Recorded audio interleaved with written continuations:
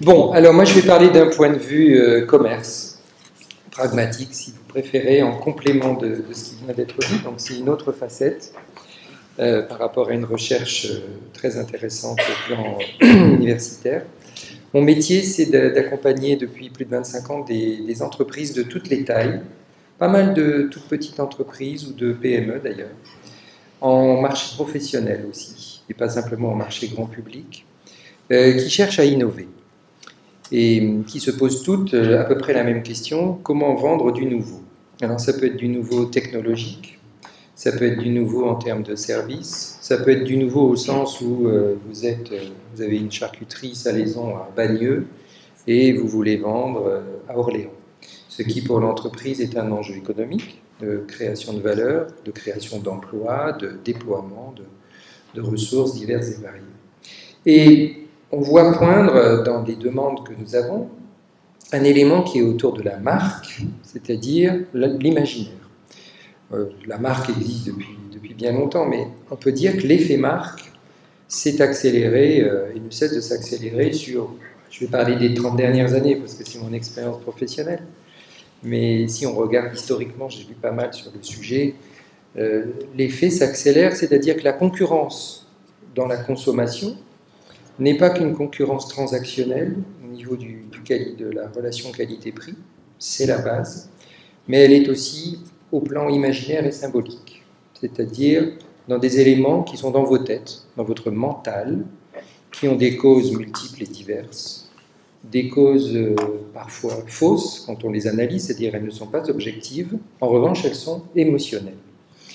Et quand on travaille sur le sujet Made in France et ensuite marque en France, la marque France dont je vais parler, on doit prendre les deux éléments en compte.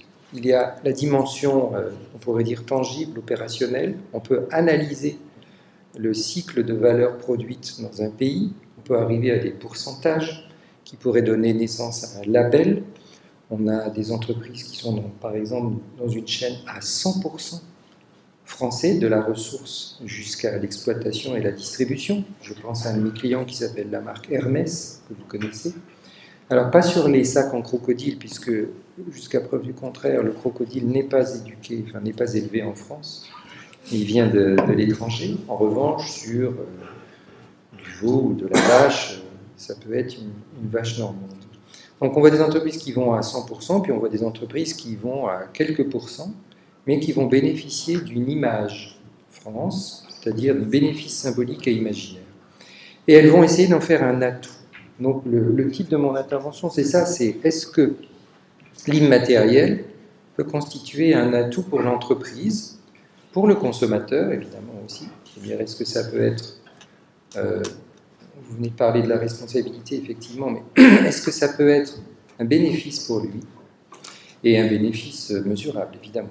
La déclaration d'intention d'achat n'étant pas, comme vous l'avez bien souligné, l'achat lui-même. Donc pourquoi est-ce que cet immatériel s'est tellement développé?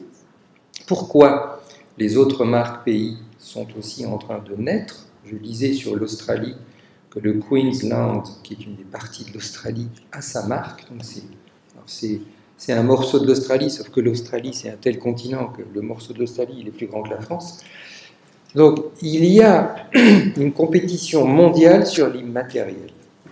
Voilà ce qu'on peut donner comme premier message concernant cette notion de made in, et pas juste une analyse de traçabilité du pourcentage de production au sein du pays. Bien sûr, cet élément en fait partie, mais il y a toute cette dimension, je le répète, imaginaire et symbolique, donc qui vient dans la tête des gens et qui leur donne ce qui est la base de la consommation. Que vous achetiez une paire de chaussures, ou vous achetiez des réacteurs pour un avion, ça ne vous arrive pas tous les jours, moi non plus, mais il y a des compagnies qui achètent des réacteurs pour les avions. Airbus achète ces réacteurs, par exemple, à Rolls-Royce, une partie d'entre eux en tout cas. Donc, l'enjeu de l'immatériel ici, c'est de créer un mot magique qui s'appelle la confiance. L'acte de consommation, quel qu'il soit, quelle que soit la valeur, repose sur ce fondement qui est qu'un consommateur qu'il soit sur un marché de grand public ou un marché professionnel, est dans le doute. Il est dans le doute parce qu'il a devant lui une multiplicité d'offres. Au fond, vous n'êtes pas obligé d'acheter des réacteurs Rolls-Royce, vous pouvez acheter des réacteurs d'une autre marque. Et à un moment donné, ce qui se passe, qui s'est produit sur un siècle d'histoire industrielle et économique, c'est la convergence des compétences, la convergence des talents. Il est de plus en plus rare de trouver un talent exceptionnel propre à une seule entreprise au monde. Ça arrive très rarement. Nous venons de cet univers, nous ne sommes plus dans cet univers. Les talents sont multiples.